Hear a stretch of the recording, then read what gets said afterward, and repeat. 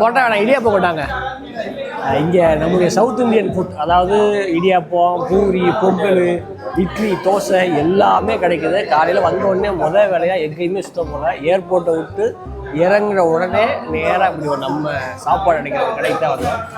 Malaysian ஃபுட்ஸும் நம்ம try பண்ண போகிறோம். அதோட சேர்த்து முதல்ல வந்தோடனே முதல்ல நம்ம ஊர் சாப்பாடை சாப்பிட்டு செட் பண்ணிக்கலாம் அப்படின்னு நம்ம ஊர் கடைக்கு வந்து இங்கே டேஸ்ட் எப்படி இருக்குன்னா நம்ம ஊரில் எப்படி இருக்குமோ கிட்டத்தட்ட ஒரு 80% அதே போலவே இருக்குது. அதனால் அந்த சாப்பாட்டை பற்றி ஒன்றும் பயம் இல்லை. ஆனால் இங்கே ஒரு விஷயம், டீ, பால் இந்த மாதிரி விஷயத்த வந்து நிச்சயமாக நீங்கள் பார்க்கணும். உங்களுக்கு அதை காட்டுறேன் பாருங்கள். இந்த ஊரில் டீ, பால் எப்படி கொடுக்குறாங்க, இந்த ஊரில் பாலே இப்படி தான் கொடுக்குறாங்க, டீயும் இப்படி தான் குடிக்கிறாங்க, காப்பியும் இப்படி தான் குடிக்கிறாங்க.